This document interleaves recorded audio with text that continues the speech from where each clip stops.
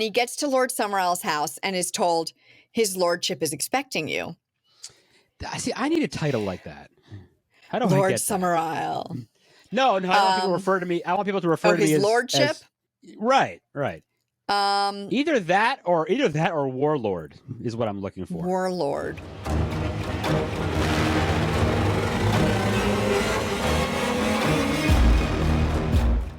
Hey peeps, this is the Scary Movie Project, the podcast where we talk about scary movies, share our perspectives as filmmakers, and sacrifice virgins to our spoilery spoilers. I'm Tara. Hello, I am Matt, and since we're talking about scary movies on this program, I just wanted to maybe mention Flesh to Touch, Flesh to Burn. Don't keep the Wicker Man waiting in the... No, do not. Gave you the title. 1973. Do we call this a folk horror movie? Is that right? 1975, I thought. 73, I'm pretty sure. No. 73, 75, before I was born. So, anything that happened before then doesn't count, right? So, you know what? 73 and then 74 in the USA.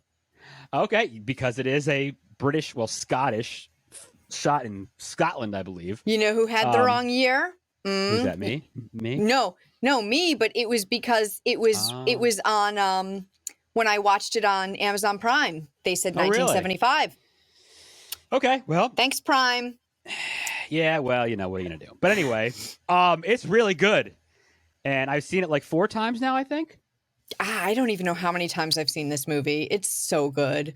We'll be very clear as we do a lot of these episodes. We are not discussing the 2006 remake or whatever it was. Yeah, we're not the remake with Nick Cage.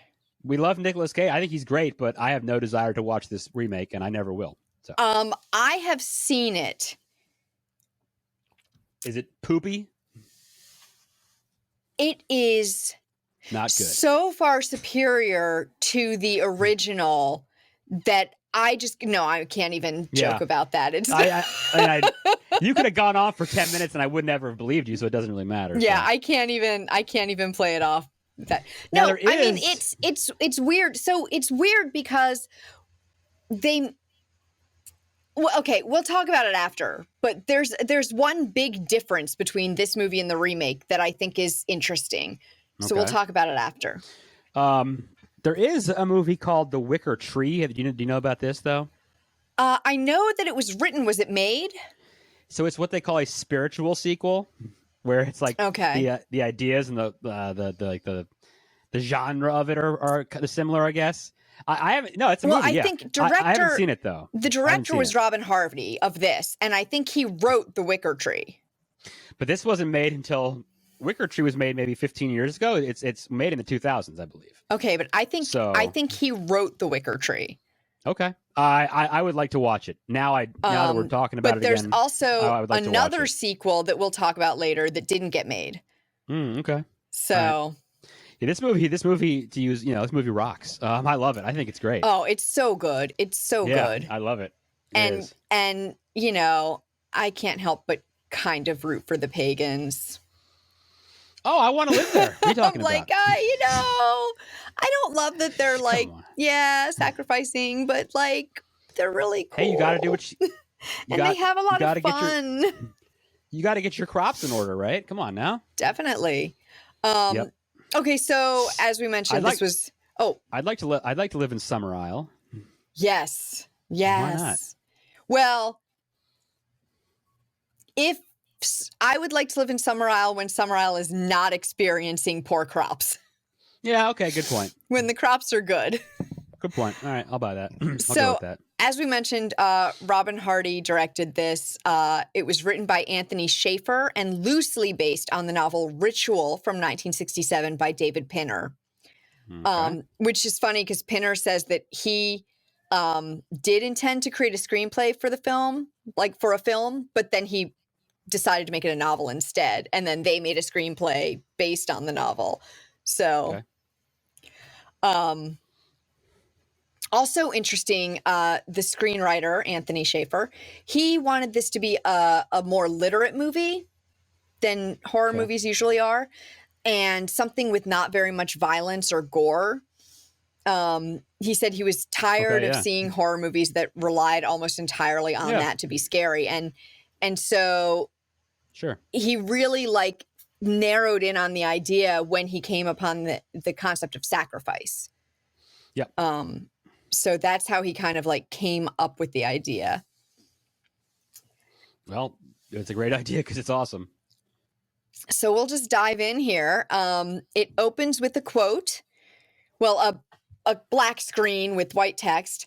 The producer would like to thank the Lord Summerisle and the people of his island off the west coast of Scotland for this privileged insight into their religious practices and for their generous cooperation in the making of this film. Yeah. Which is interesting to me because it must be a very early example of a horror film that is sort of that like faux documentary style. Okay, yep, a little bit. So, I mean, it's not, the film itself is not done like a documentary, but this opening seems to indicate that there's a documentary film crew making this. Yeah, sure. You know, so I thought that was very interesting, or that they're trying to make it seem like it's like they got the information from them and used it for the film and that it's all real. It gives you that feeling. Yeah. I got you. So a puddle jumper takes off from the water, an amphibious plane, if you will. Amphibious. Puddle jumper. I like puddle jumper. I like that. That'll work. It takes off from the water, and as it flies over islands and cliffs and fields and trees, we hear this woman singing a folk song and then a man singing like a more modern folk song. And according to the director, although this movie was mostly filmed in Scotland, these aerial shots here were done in South Africa. Oh, okay. Very cool. Because it was filmed in Scotland in the winter, I think like November, December. And they didn't have the budget to like make the trees, like fake the trees up for that big shot. Something cool. Well, go ahead. I'll get to that in a second. Well, I guess it makes sense now. What I liked is what's interesting, I guess, is if you look at some of those scenes there, they have palm trees. And I had wondered, does Scotland have, but they do on the west coast of it, because they're getting, I guess, a tropical breeze that's warmer, I guess. They have palm trees there. How about that? Interesting. Although these palm trees may have been in South Africa, so. Okay, so that's what I meant. That's a good point. That may have been shot there, but Scotland does have palm trees. So just in case, that's so what I wild. wanted to know. Yeah, pretty cool, right? Yeah, I had no idea. That's so interesting. Yeah. So our main character lands at an island that has a sun on a flag that's flying over the harbor. And the men at the harbor masters won't send out a dinghy to take him in. Right. So he tells them he's a police officer. He is, as we will discover, he is Sergeant Howie, played by Edward Woodward. Yep. And so they won't send out a dinghy. So he tells him he's a police officer and he's there on the matter of a missing girl. So they row him in, and the boat has like an eye on it. Mm-hmm. Now, this boat was not actually made for the movie. It actually belonged to a resident of the town that they were shooting in, Plockton. Okay. And the producers saw it and just were like, that'll work. Why not? And apparently it was still around until 2004 when it was destroyed in a storm. That boat should have been hidden away somewhere and kept forever. Yeah.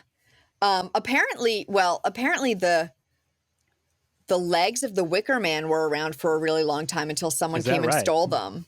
Oh, wow. Okay. Yeah. Interesting. So, so he shows a photo of this young girl who he's mentioned, Rowan Morrison. Rowan Morrison, I believe. Right. There you go. I am looking for Rowan Morrison. Rowan Morrison. I can't do it. I can't roll my R's, really. You got to roll the R. Rowan Morrison. Wow. You are not good at that. I can't roll my R's. Not related to I can Jim do Morrison. I can do the tongue in a U thing, but I can't roll my R's. Okay, well, I'm sorry to hear that. I know. It's really sad. I've tried for many, many years and I can't do it. We'll fix it. I can't whistle right either. Nope. That's got to be so annoying to anyone listening right now. That I can whistle. No, it's no, annoying. Just the whistling. Hearing the whistling. What's annoying is that they're sad that you can't whistle. That's what's sad. It's pretty sad. I can't do it. I can't do it. I'm really bad at it. Rowan Morrison is not related to Jim Morrison, if you were wondering. No, because Rowan Morrison is a fictional character. Yes. Or is she? Or is she? or as the film might have you believe, is she? Is she? Yes, anyway. So he shows around the photo of Rowan Morrison to all these men, and they all say she's not from there. And he tells them he got an anonymous letter saying that she had disappeared several months ago. Then they admit that, oh yeah, the mother, May Morrison, lives here, but that's not May's daughter, though. May Morrison. So these, maybe 6 or so of the fishermen in the harbor were actually played by locals from Plockton. I would think so. Why not? So, and one of them was the owner of the boat with the eye on it. Okay, cool. So they actually pulled some locals in for little roles. Yeah. Why not? That's cool. So Sergeant Howie now is walking through the town and people are coming out and looking at him. And he goes into a candy store. He definitely sticks out. Oh, yeah. He definitely stands out. I mean, everybody's very casual and he's in his, his policeman uniform. Yeah, he's being all straight-laced. He's very serious. He's there on business. Yeah, he's got his business socks on. Yes. Which is not really what that means, but I don't know why. I just felt like saying it. We know what you mean.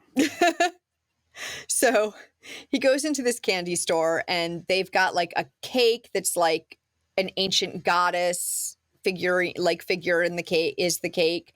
And then they have chocolate, not rabbits, but March hares. Mm-hmm. And he talks to May, who says that's not her daughter. And she shows him her daughter, Myrtle. Yep. And Myrtle. So Sergeant Howie asks Myrtle if she knows Rowan, and she tells him, "Oh, Rowan runs in the fields all day now. She's a hare." Right. And he's like, "Okay, suspicious." Right. So he goes to the Green Man Inn and asks the landlord for a room and supper. And the landlord's daughter, Willow, played by Britt Ekland, she comes out from the back, and then all the men sing a song, a raunchy sort of song about the landlord's daughter. Yes, that was a great tune. That was one of those tunes. If you have a beer in your hand, you just swing it back and forth. Yes, you have to swing the beer back and forth while you sing it. It's like a requirement. You're not allowed to sing it, in fact, unless you have a beer in hand, preferably in a mug. You probably should have had 4 or 5 to that point also when you start to sing it. Yeah. Yeah, oh yeah, you should definitely have had some already. So they're singing about the landlord's daughter, and Sergeant Howie gets all frustrated, and he bangs an ashtray on the table and tells them all about his official business. He's like a total stick in the mud, right? Oh yeah, completely. Yeah. He is so boring. He's a jerk. And then they show all these pictures on the wall of all the harvest queens with the harvest, but last year's is missing. So he gets his dinner. Willow brings it to him and brings it to him in a private dining room. And he complains that the food's out of a can. Yep. And Willow's all saucy about it. Yeah. And then he goes outside and there's just all these couples having sex. Yes, just outside on the ground, just doing it. Why not? And he is completely aghast. Right. And at this point, you're like, this dude sucks. What is this guy's problem? He's he's not fun. Yeah. I mean, although also to be fair, you're like, wow, they're just having sex outside. Okay. Whatever. But yeah, he doesn't want anyone singing. He doesn't want anybody having sex. Dude, what's up with you, man? Yeah. He's a killjoy. Yes, he is. So you can tell whose side we're on, guys. Yeah. So he goes into the graveyard and there's a naked woman crying over a gravestone I think he just passes by in this case. And he goes back to the inn and he gets his room key and heads up to bed. And he has this memory of communion, speaking at church for communion. and which is like the only flashback sort of memory we get. It's a little out of place, I think, with the rest of the movie, but I get what they're saying. They're trying to show that he is a very staunch Christian. A devout. Devout, yes. Yes, yeah.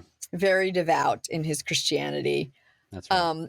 So he goes to bed, and Willow lays in her bed, and her room is like right next to his, and she lays in bed naked, and she's singing a song and like knocking on the wall between her room and Sergeant Howie's. And he sits up in bed, and then he goes to the door and he starts to open it, but he slams it shut, and she's singing and dancing, and he leans against the wall sweating, and her song ends and he goes to sleep. Yep. So it's just very, very tempted, very tempted. And supposedly, okay, so here's a little trivia I found that I was like, I don't know. Okay. Supposedly Rod Stewart tried to block the release of the movie because he was dating Britt Ekland at the time, and she appeared naked in it. Okay. But she also apparently had a body double for everything except the waist up shots because she was pregnant. Okay. But she claims that she didn't know she was pregnant yet, and she just didn't want them to show her bottom, and that she was actually upset to learn that they had used a body double for fully nude shots. So I don't really know what's true there, but these are all little trivia things that I've heard. That's a lot of information right there. Yeah. Okay. So she also claims, here's some more information. She also claims that she was dubbed and didn't want to be. She says, I did a Scottish accent and they didn't like it, so they brought Annie Ross into the studio and she dubbed my voice. It's the only time in my career that I've not used my voice. But the editor says that he and the sound man, that neither one of them dubbed anything other than the song. So she says all of her speaking was dubbed. And they're like, no, we just did a song, just the singing. So again, she had an interesting experience on making this movie, huh? Yeah. Well, apparently she wouldn't talk about it for like years. And to this day, I don't know if she's still alive. I don't know. This movie was made an awful long time ago. So yeah, but so people would, for years and years and years at least, people would bring her the pictures of the full nude pictures, and she would say, I'm not signing that. That isn't me. Yeah. That's funny. Yeah, so she had some experiences on this movie. Yeah, I'd say so. Okay, wow. Well, while we're on this part, okay, I wasn't going to do this one, but this one's pretty fun. Okay. So apparently they found a stripper to do last minute to do the full nudity because she wouldn't. So it was like a local woman. Okay. And they promised that she would be back at work the next day. And the director says that he found out 2 weeks later that she was still hanging around the set and partying with the crew. Yes. So, yeah. Awesome. Love it. Yeah. So there's a lot of drama surrounding Willow in this movie. Yeah, I mean, certainly seems that way. Wow. Okay. There's a lot of drama. So in the morning, Willow brings Sergeant Howie breakfast in his room, and she says, oh, I thought you were going to come see me last night. But he tells her, he's engaged. Right. And she tells him that then she should go back, he should go back today because he doesn't want to be here on May Day. She says, not the way you feel. That's right. So now he's walking around again. And he sees a man with a bunch of children, and they're singing and dancing around the Maypole. And then he goes to the girls' school, and they're banging on their desks in time to the music. And the teacher, Miss Rose, played by Diane Cilento, she was in Tom Jones, by the way, with a young Albert Finney, which is a great movie. Not the Tom Jones that we all think of, though, of the singer, though, correct? No. This is a very old movie about it's about a young, I think he's the bastard of a nobleman, and he's like very much a rake. And I think it's a silent film. Yeah, it's a silent film. And he's very much a rake, and it's just very funny. It's very like silly and funny. I like both. So she asked the students, can anybody tell me what the Maypole represents? And they're all, I know, a phallic symbol. Yeah, right. Right. And Sergeant Howie gets really upset about what she's teaching. He doesn't like because that. of course. He shows, like that. So he shows the photo to the girls in class. And I love this. They have like some pagan lessons like written up on the chalkboard, and he erases like half of it to write the girl's name on the chalkboard. Goes on the chalkboard and just erases everything on it. Yeah, just wipes her shit off. Yeah, I'm just gonna wipe this off because I don't care. This is, yeah. Yeah, he's very, very just rude. He's very rude. He's very rude. He's incredibly dismissive. Rude. He's very dismissive of them. Yeah, he doesn't care. He writes her name on the chalkboard, and he's showing the thing around. And the girls, there's an empty desk, and he's like, well, who sits here? And the teacher's like, nobody. And he opens the desk because it's one of those ones with the like lift up. Yeah, the old desk that opens lid. Up. I remember that. Yeah. Yeah. And inside it, there's a little beetle that's tied to a string on a nail so that it has to walk. It can only walk around in circles. Yep. And one of the girls is like, he has to walk in circles. Oh God, that's the wrong accent. But she's like, he has to walk in circles. And she like tells him about it, explains the whole thing to him and how he gets like stuck against the nail at the end. Right. So he insists on seeing the attendance book, and he finds Rowan's name in there, and he calls all of them liars. Yeah, you're all liars. Yeah. And then he also yells at the girl for tying up the bug, and he gives her a whole bunch of crap for that. Yeah, he's not happy about that. No. And the girls in the classroom actually, so they're supposed to be like about 12 years old, but the girl who played, I think it's Daisy, is the one who says about the beetle. She was actually 21. Is that right? Yeah. Okay. Wow. Jeez, so that's old. She looked young. I wouldn't have guessed. No, I know, but wow, that's pretty. I wouldn't have guessed. She looked really young. Wow. So the teachers take Sergeant Howie outside. Miss Rose takes Sergeant Howie outside and tells him, we didn't lie about Rowan.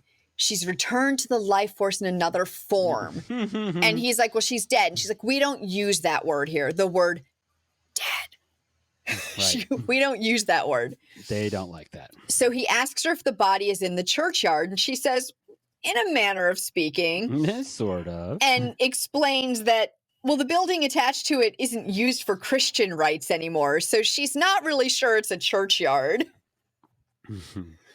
So he goes to the old church. And he sees a woman there outside who's breastfeeding a baby, and she's holding an egg in one of her hands. This was apparently based on like some sort of fertility ritual, so that she could have another baby, supposedly. Okay. So he's again upset, and he takes a couple sticks and he makes a makeshift cross and he lays it on a grave. Right. And many years after this, he said he went back to some of those locations where they had shot the film, and he says that he found the makeshift cross again. Very cool. Like still there. Okay. That's awesome. Yeah, he says it was still where he left it. So it sounds a little unlikely, but I mean, I was going to say maybe. Yeah, I don't know if it's a place that is a small little village or a town that nobody, goes into a cemetery. I don't know. Could be. Well, yeah, but I'm thinking one big storm and it's out. I mean, yeah, it would probably just blow away pretty one easily. Storm and it's gone, right? You would certainly think so, right? Yeah. So anyways, he says he found it there again. And the cemetery caretaker is like, so he's in the cemetery now. The caretaker, like, there are trees on all the graves. And so he's got the little rowan tree, and he says, it's a rowan tree. And he says, well, who's it for? It's for Rowan Morrison. Well, it's for Rowan, of course. Of course. And, that's when he finds out, yes, she's been dead for several months, and they've hung her umbilical cord on her tree. Yeah. She's like, well, what else would you do with it? Or something like that. Yeah, I mean, come on. So this is, as I was mentioning before, they filmed the opening in South Africa.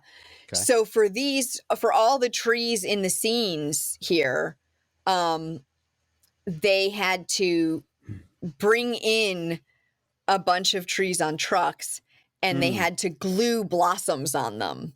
How many like fake movies, leaves and things. How many movies do you hear about where this has happened? Where they never are able to film at the right time of year, and they've always got to do something like this. Yeah. I hear about it all the time. Yeah, it's wild to think about. It just happens all the time, unfortunately. So Ed Woodward said that he remembers that they were bringing the trees on the back of the truck, and he said he'd never seen anything like it. He just remembers watching them all come in on the truck. That's pretty heavy. It'd be cool to watch, right? Yeah.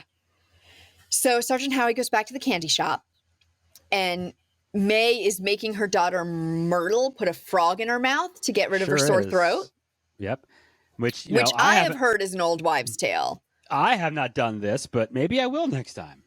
Yeah, and and she's like, and she puts him in his little terrarium or whatever, and she's like, there, now he's got your sore throat. Right. I mean, if it was that easy, my goodness, I got to start doing this, right? Yeah, right? Seriously. I don't know. Not so much. Maybe with the psychotropic frog. Yeah. That might be fun. That would make you feel better for sure. Yeah, that's probably pretty accurate. I feel great. For a limited amount of time. So they do the frog in the mouth thing for the sore throat, and Sergeant Howie declares that they're all mad. You're all crazy. You're all crazy. No, of course I don't want to listen to you. You're all mad. You're all mad. So he goes to the registrar's office and asks to see their index of death. And the librarian, played by Ingrid Pitt, who was a scream queen and was also in Doctor Who from 1972 to 1984. Interesting. Okay. Right. Interesting. So she tells him that he needs authority, and he's like, "Well, I'm the police. I have authority." And he acts like a jerk again, and basically just She says no. What do you say? If you want to end up in jail or something, you'll tell me. Yeah, and she says no. You need authority from Lord Summerisle. So that's when he tells her he'll put her in jail. So she gives him the book, and she says that she knew Rowan. And she says she knew Rowan, and she confirms that the photo is her. Okay, right. So then he goes to see the chemist/photographer. Yes. And asks for last year's Harvest Queen photo. Yep. And the guy is like, I don't keep them. It's too bad it got negatives. It's too bad it got broke. I don't keep negatives. I don't keep copies or negatives, because why would you want to keep that stuff? Right. What photographer has ever gotten rid of their negatives on purpose? I mean, not even a photographer, not even just a person who, remember when back in the day when you get your photos developed and they give you the negatives, the doubles? You never got rid of that stuff. Yeah, true. Oh, so Lord. he goes outside, and now he sees a bunch of naked women singing about making a baby grow inside you or something, and dancing and leaping over a fire pit. I mean, that sounds like a good time to me. In I think they're in a stone circle. Yeah. And he gets to Lord Summerisle's house and is told his lordship is expecting you. See, I need a title like that. How do Lord I get Summerisle. No, I want people to refer to me. I want people to refer to me as his lordship. Right. Either that or warlord is what I'm looking for. Warlord. I like lordship better. Okay, I'll take either one. Quite frankly, it really doesn't matter. Go with his lordship. But I would. Yeah, I like that better. I gotta start trying to get that happening soon. So if anyone out there has any suggestions, let me know. If anybody knows of any, royal ladies who need a husband, he's available. Yeah. So if it means I can be called lordship, let's do it. He's in. He's all in. I'm all in. So he tells Lord Summerisle he found the girl dead, and needs the Lord Summerisle's Justice of Peace authority. Lord Summerisle, played by Justice of the Peace. Oh yeah, sorry. Lord Summerisle, played by Christopher Lee. He's the man. Which is I totally forgot to. That's what I'm here for. To say that at this moment. His lordship is here. Lee, His lordship is here to remind you. Tell us what Christopher Lee's in. Oh, I mean, he's in like 8 Dracula movies. Like everything. But I love him from one of my favorite movies, Sleepy Hollow. He plays the judge or whatever he is, but his voice is, and he was, you know, much older at the time when they made this. He was probably in his almost his 80s at the time when they did that. But I love that line from Sleepy Hollow when he tells them, you know, we're sending you to a place just north of the Highlands, about a day's journey from New York City. It's a place called Sleepy Hollow. And he tells them, have you heard of it? Like, I love his voice is so great. And of course, for you Star Wars people, he was Count Dooku, right? Wasn't he in a couple of the Star Wars, right? Was he? Yeah, the new that ones. I don't know. Like. Oh, I haven't seen most of the new ones. Like what's the one they made? The Force Awakens. No. Sorry, not those. The ones that came out in the early 2000s, like Phantom Menace and Revenge of the Sith. I try not to think about anything of them. Oh no, Revenge of the Sith is one of the best Star Wars movies ever made. That movie's amazing. That is the actual tragedy. You see the tragedy of Anakin Skywalker and the birth of Darth Vader. Like, that's it. It's all there. Yeah. All right. We're not gonna. We're not a sci-fi review review podcast. Well, so even if that takes too long, we're not gonna. But anyway, Christopher Lee is in 2 or 3 of those movies. So yeah. Okay. So he tells Lord Summerisle that he needs his Justice of the Peace authority to exhume Rowan's body and take her body to the mainland for examination. And Lord Summerisle is telling Sergeant Howie about how the dancing women are learning about parthenogenesis, which is having a baby without sexual union. There you go. Okay. And of course, Sergeant Howie thinks that's insane. And he says, well, here on Summer, he says, you know, well, Mary did it. Basically, he's like, Mother Mary did it. Yeah, I mean, come on. And then he says, you know, here on Summerisle, the old gods aren't dead. The Christian God had his chance and blew it, as he says. That's right. And then he tells Sergeant Howie that his grandfather founded the island to develop new strains of fruit and give the people back to their old gods so that the fruit would grow better. And he says, I love this line. Sergeant Howie says, he brought you up to be a pagan. Yeah. And Lord Summerisle says, a heathen, surely, but hopefully not an unenlightened one. It's like, you know, he gets all bent out of shape. He's a jerk. He has no respect for anyone else's beliefs or religions or anything. Anyway. Well, which, I mean, if you know, this is the 70s when they're just sort of, there was still a very large portion of England, and I think the US too, that was still very, very much straight-laced and Christian religion and do the right thing based on your Christianity and all that stuff. Sure. But there were starting to be these sort of rebellions against that, right? With hippies and things like that. Oh yeah. It's a kind of interesting commentary on what the world was like at that time when the movie was made. Yep. I agree. So he says Sergeant Howie can exhume the body. And that evening, Sergeant Howie and the cemetery caretaker get the coffin out of its grave. And what do they find in it? A March hare. Sure do. So he goes back to Lord Summerisle's house and interrupts him singing with the women, which again is very rude. Yes. They were right in the middle of a song. He's a rude dude. And he insists that they tell him where Rowan Morrison is. And again, another really good line. Lord Summerisle says, I think that you are supposed to be the detective here. Yeah.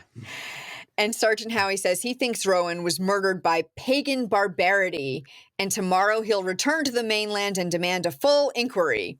Yes.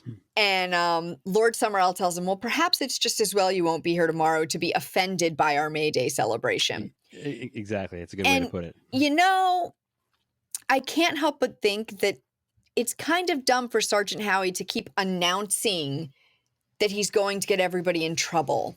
Yeah. Well, you killed her and I'm going to go to the mainland and get you arrested. You kind of see where his story is heading. While I'm trapped on your island with you. Right. He doesn't. You know what? His head is so far up his ass. He doesn't know what the heck's going on. It kind of is. Yeah, he doesn't know. That's what's great. That the audience knows what's happening. Well, sort of, not really, but they know like something is like going to happen. Right. So Sergeant Howie now goes and sneaks into the chemist's because it's nighttime now, and he looks through the boxes of negatives, I guess, and he makes a print of last year's Harvest Queen photo, and it is Rowan, and there's hardly any produce, so he figures she must have been sacrificed. Mm-hmm. And then he's in the library and he's like reading about May Day and like the traditions, and that when in bad years, when the harvest is poor, they need a human sacrifice. Yep. So the harbor master then takes Sergeant Howie to his plane the next day, unless the library's the next day, and then it's the same day. Anyways, he takes Sergeant Howie to his plane in the dinghy, and these men in animal masks like pop up on shore watching them. I know, right? That was interesting. And because now it's May Day, and the plane won't start. So he has to go back, get the dinghy to come back and go to shore again. And the May Day celebration is now started, and Sergeant Howie chases this man in a horse costume through the streets. Mm-hmm. He follows him to this party where Lord Summerisle gives a big speech. And Sergeant Howie goes to May and tells her, Rowan isn't dead. They're hiding her, and they're now going to murder her. And she tells him, you'll simply never understand the true nature of sacrifice. So he goes by himself to search all the houses for Rowan. And there's one where a woman is having a bath, and another one, a girl falls out of an armoire, and then she gets up, laughs, and runs away. She's all looking like she's all bloody. Yeah, that was a good she's got trick. Like blood dripping out of her mouth, and she just falls out of the armoire, and he's like, and she just goes, "Pah!" and runs away. Some interesting people on this island. Yes. So Sergeant Howie goes back to the inn, and he gets a glass of whiskey, which is interesting because that first night when he got there, he had turned down any drinks, but now he's like, I'll take a glass of whiskey. Yeah, now he wants a glass of whiskey. And I'll be in my room sleeping. So then he goes to his room to lay down, and the innkeeper and his daughter sneak over, and they're like outside the door, and they light what they call the hand of glory next to his bed to make him sleep. And when they leave, he knocks it over, and we see that it is actually a hand. It is a hand with all four fingers and the thumb lit like on fire. Yeah. And so he goes out and That is not what I want to see in a hotel room. No. Unless it's like if it was a Wicker Man themed hotel room, maybe. Oh, well, yeah. Well, I would live then in a I'm Wicker like, Man. If you don't have it, you are falling down on the job. But otherwise, I don't want to see it. Clean sheets, free cable, hot breakfast, and you'll get sacrificed. And a hand of glory. And a hand of glory, and we'll sacrifice you. Yeah. So he finds the innkeeper, and the innkeeper's getting into his costume, and he whacks him on the head and steals his costume to wear. He's what, the jester? No, he's the fool. He's Punch. He's Punch, the fool. Right. Yeah. Which is a thing that he was reading about in the library, where the fool that's right. is king for a day. And so there's this whole thing. And so in the parade, Lord Summerisle chastises Punch, which is Sergeant Howie, although he thinks it's the innkeeper, for not capering enough. McGregor? Is that the name? Is that the guy's name? Right? I don't remember what the innkeeper's name was. He's like, dance. You're not dancing right, McGregor. Yeah, you're not dancing enough. So when he says, how many beers have you had, man? Or something like that. Yeah. You've been drinking at your own bar. Yeah. So when they get to the standing stones, there's these young men with swords that were in the parade, and they put them together like in a circle.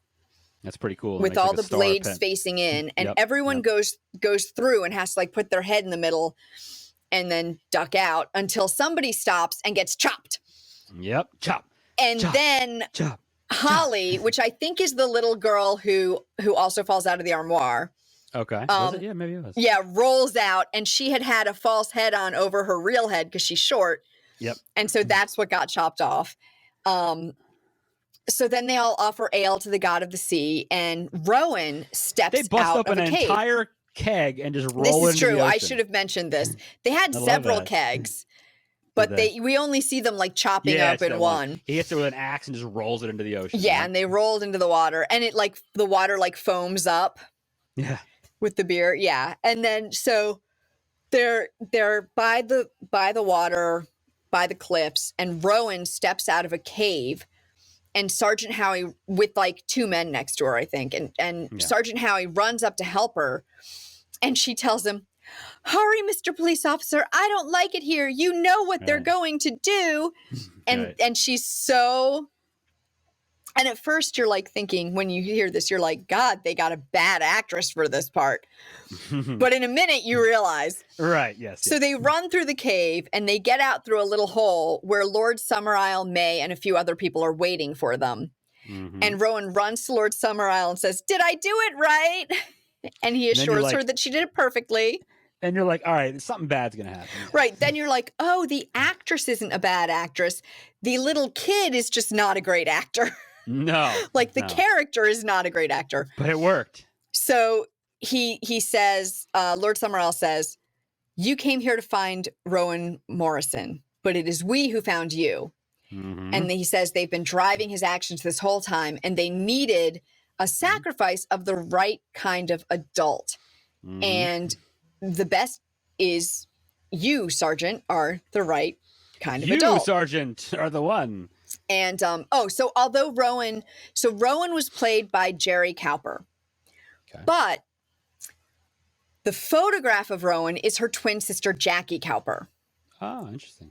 And, the photo that Sergeant Howie has, I don't know about the photo of her as the May Queen, but the one that Sergeant Howie has is her twin sister.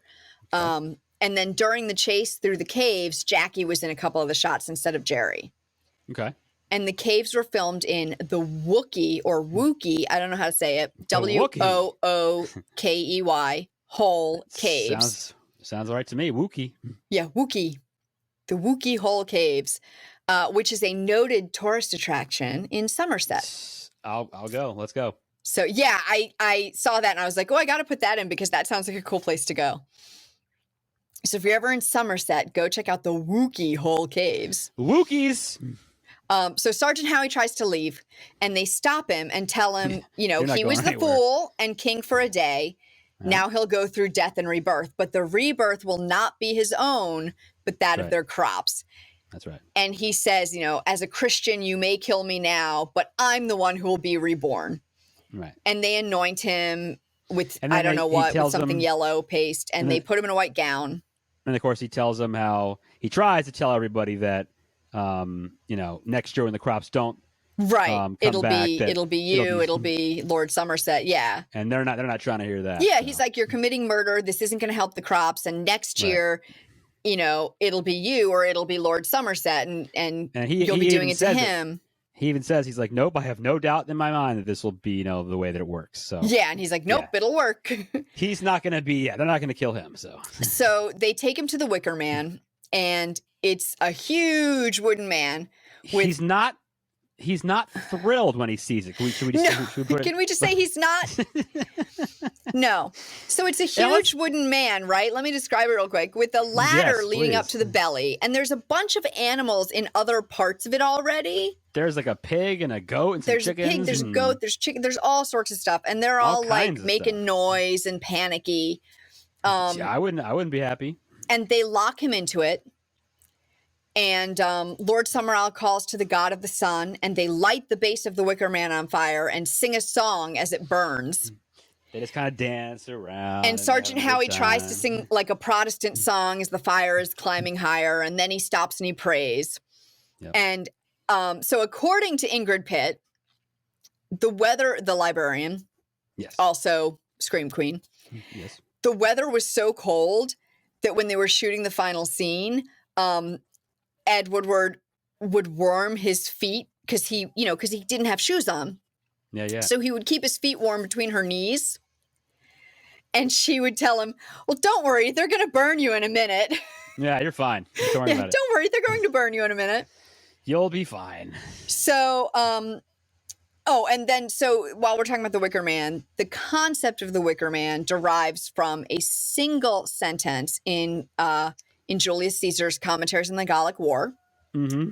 So he said that the Druids of the Gauls, right, Gallic War, that they built effigies out of sticks and put living men inside them and set them on fire to pay tribute to the gods. Yep. And said that those men who were chosen were usually criminals or slaves, but modern historians have not been able to verify this account. Okay. So it's been questioned as to whether or not any of that is actually true, or whether, as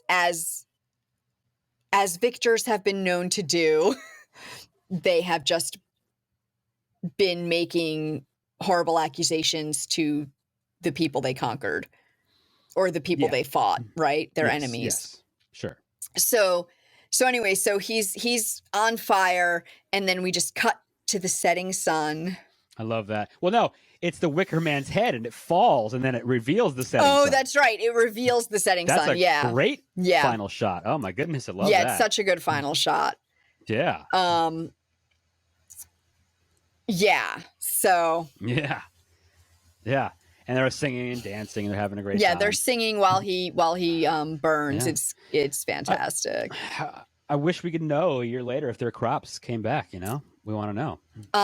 These are pressing questions that we want to know. So the screenwriter Anthony Shaffer wrote a 30-page script treatment for the sequel, a direct sequel for this movie. This is the one you were talking. Okay. Yeah. Okay. So it was called The Loathsome Lambton Worm.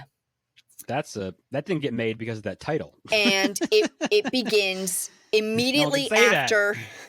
Well, I mean, yeah, it's the Loathsome Lambton Worm. Yeah, there'd be no chance an executive or studio would ever greenlight that title. The Wicker Man 2. There you go, Wicker Man 2. Wicker Man 2. Yeah. So it starts right after the ending of this movie, and it has Sergeant Howie being rescued from the Wicker Man by a bunch of police officers from the mainland. Oh, they show up. That's and pretty then good timing, he's trying to bring Lord Summerisle and his followers to justice. Okay. But he becomes he gets into a bunch of challenges that pit the old gods against his Christian faith. So this is great. So what I found said the script culminates in a climactic battle between Howie and a fire-breathing dragon, the titled Lambton Worm. Okay. And ends with a suicidal Howie plunging to his death from a cliff while tied to 2 large eagles. Okay. Good thing they didn't make the movie. Okay. Yeah, it sounds. Yeah. I don't know. It sounds utterly insane. Yeah, I wouldn't call it insane, but it's definitely out there. I think that's a little much. So let's just enjoy the movie that we have. How about that, right? Enjoy what we've got. Absolutely. Yeah. I love it. I think it's great. I think it's spooky. I think it's like sinister. It's well, and it is like we were saying. It's that 70s like this sort of free era. This free love. Very sort of hippie kind of people versus the older, more staid, straight-laced Christian. Right. People. Not only is he set in his religious ways, but he's just he's just like so by the book when it comes to like being a cop. I mean he is just all business. I mean I can't imagine that guy how he has fun in his personal life when he was alive. You can't really. I mean, he's like it's this perfect juxtaposition of each other. Where these people are just like I'd like to live there. Let's just hang out. Let's have parades and May Day. Let's just like do whatever the hell we want. Let's have sex in public. I don't care. And this guy is like, nope, you can't do that. And you're breaking the law. And you're doing this. And you're doing that. Right. And then you realize he was just being set up. And again, he is the fool because he was being set up this entire time to be an idiot. And like he was so jacked up on his own, job title or whatever he thought was so important in his life to do this. High on his own supply. High on his horse. He could not, see what was going on. And, next thing he knows, he is dead. Yeah. So It's an unfortunate ending for him, but any movie that involves a sacrifice, I'm in. You're in. Let's watch it. That's actually the reason I don't like the idea of the direct sequel, because I think he dies. I don't think he gets saved. No, I wouldn't think so either. That's way too. I mean, that would just be like, it'd be cheesy almost, you know? Like, hey, no, the cops he have dies. come to save the day. Right. Give me a break. It's not a horror if he doesn't die. Right. But no. So the thing I was going to talk about with the newer version with Nick Cage is that, so in the newer version, it's all women. Okay. Which I think is interesting because I feel like that turns it into a bit more of a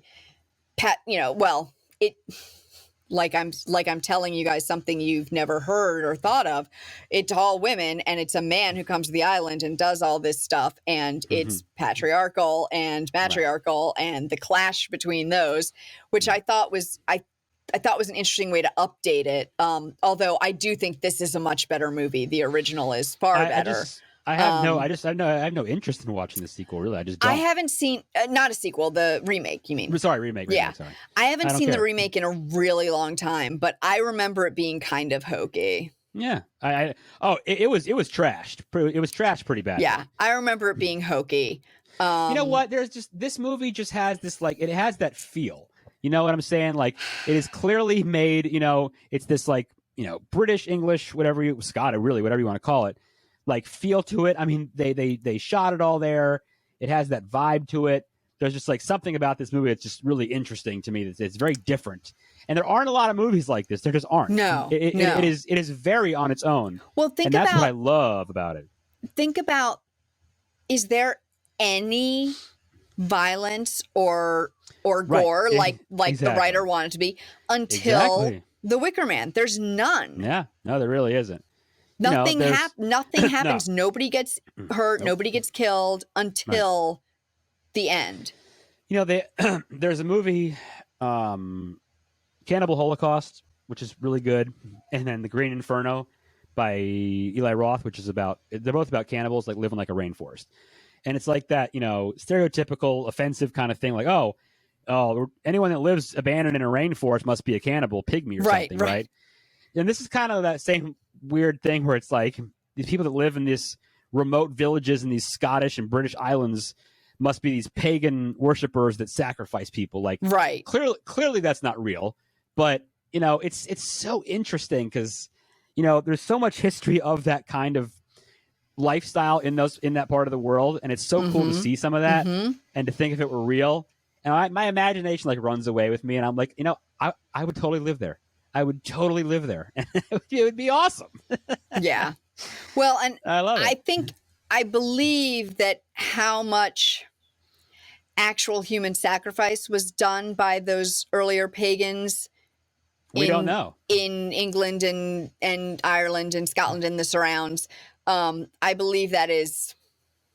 Yeah, nobody knows if they actually did that or not. That's sure, I don't think. That's the thing, with so much Druid and pagan stuff, they didn't keep like detailed documents and notes. We don't know a ton of stuff. Well, in Ireland, at least to some extent, they did, and some places did. Yeah. They were destroyed when Christians came and that's right, and turned them Christian. That's why I say Halloween needs to remain pure. It cannot be ruined by any other religion who wants to take it over. But that's a story for another day. But anyway, yeah, no, this movie's fantastic. It really is very original. I really can't think of anything. Okay, yeah. I'll bring this up. The only thing, I take that back a little bit. The only thing it possibly reminds me of, that it does remind me of, is, and I know you love it, is Midsommar. Midsommar. Right? Obviously, when they were writing Midsommar, they were like thinking of this movie. They have to be. There's no way. There is no way that he wasn't thinking of this movie. No, it has to be a huge inspiration for it. Yeah, there's no way that he wasn't thinking of this movie. There's obviously different things happening. His stories are so complex, almost unnecessarily too complex, quite frankly. But dare you? But yes, I mean, it's a good movie. I like it. I'm not cutting down on him at all. I like his movies. They're very good. But yeah, that's the only thing I can think of that reminds me. There's nothing else that reminds me of this. It's very original. Yeah. It's very pure. Yeah. I agree. It has a great cast. It's great. It's really hard to make a true horror movie that doesn't have gore throughout it, or some sort of violence, or some sort of people dying or something. That first shot when they climb over the hill and he sees the Wicker Man, I mean, the terror in him. Yeah, we don't need some masked maniac. We don't need, some monster. That's terror. Mm-hmm. You're about to get burned alive, dude. Like, that's what's scarier than that, right? Well, and like even it's not scary specifically, but like if you think about Willow's song and dance where she's like trying to call him to her, like right. That is, although it is sensual and sexy, she's a siren. It is also a little bit scary because she could compel you. Could you imagine? There's a power there that is kind of frightening. Yeah. No, I agree with that. That's a good point. To be able to get that emotion and get that rise and that, out of a person. That's pretty crazy, isn't it? Yeah, I just, it's great. It really is very good. And the hand of glory is like a small thing, but it's enough.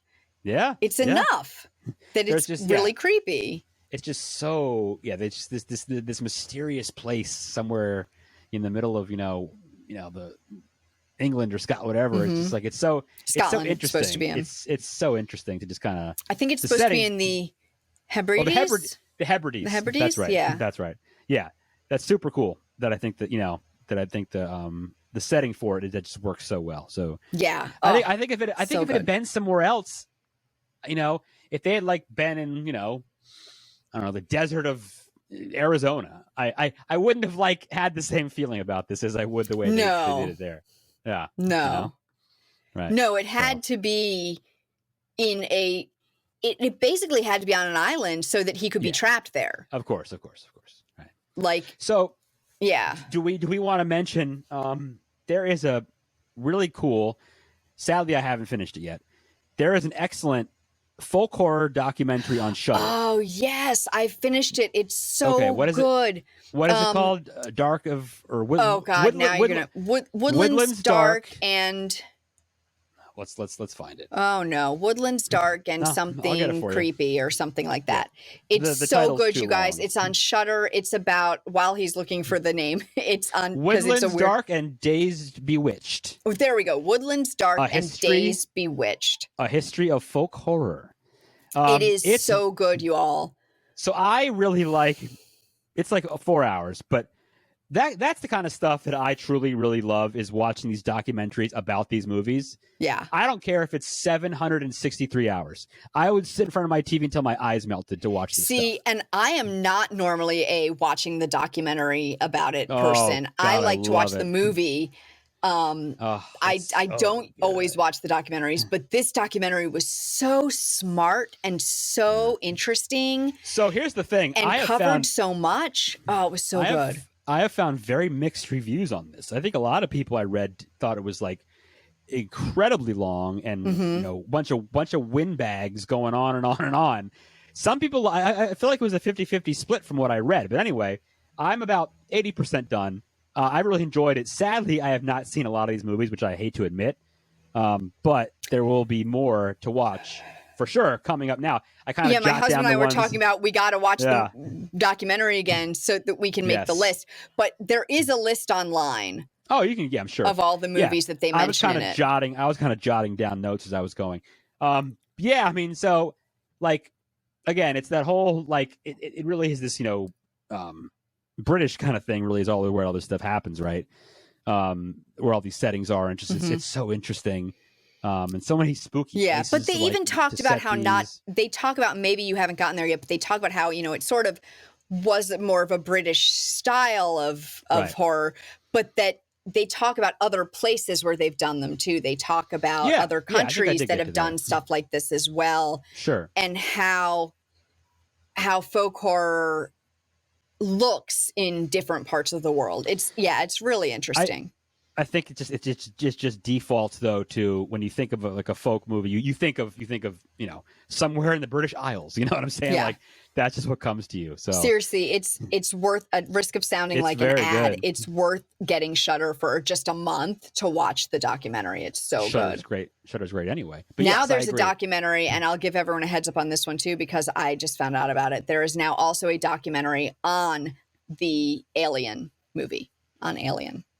I have heard about this. Okay, yes. Yeah, I thank you for reminding me. Okay, so yeah. these may be getting me into watching documentaries about horror movies because I'm like, Alien, yes, I will watch that. And you all out there need to watch In Search of Darkness, Part 1 and Part 2. They're both like 4.5 hour. And I think they're making Part 3. Yes, they are. And they're both like 4.5 hour documentaries on 80s horror films.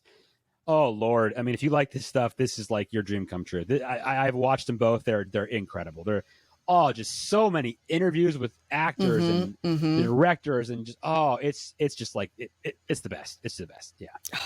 So, yeah. Yeah. Woodlands Dark and whatever else we said. Yeah. That's Woodlands. Wow. I forgot again too. Woodlands Dark and Days Bewitched. Days Bewitched. There we go. Yes. I was like, wow, wait, it went out of my head. Yes. So, yes. And then, so that's where there's a place in England in Western called Dartmoor. It's a national park too, but it's got a ton. Whitcomb in the Moor is this town, and it's this crazy haunted town, and it's old thatched roof houses, and it's like stepping back in time, and it's haunted, and it's scary, and it's spooky, and it's quiet, and it's peaceful, and I'd like to live there, quite frankly. But when I think of those movies, I think of places like that, and yeah, it's amazing. It's so cool to watch some of that stuff. So, yes, definitely watch it. Yeah, love it. Wicker Man, gotta watch it.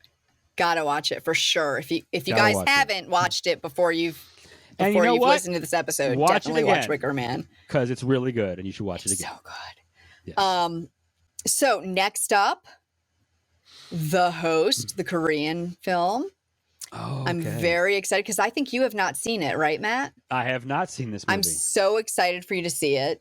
I'm so excited. It's by the same guy who did Parasite more recently. So this is an older one of his. It's really cool. Yeah, so that's our next episode, everyone. And I'm going to do our shilling for a moment. Please subscribe to the podcast, follow us, rate and review on Apple Podcasts, Spotify, wherever you're listening so more people can find us. And don't forget to send us your movie suggestions and thoughts on the movies we've watched so far at thescarymovieproject@gmail.com. And you can follow us on Facebook and Instagram at The Scary Movie Project. Peace out. Have a wonderful day. The Scary Movie Project podcast is produced by Tara Garwood and Matt Lolich. Learn more at thescarymovieproject.com.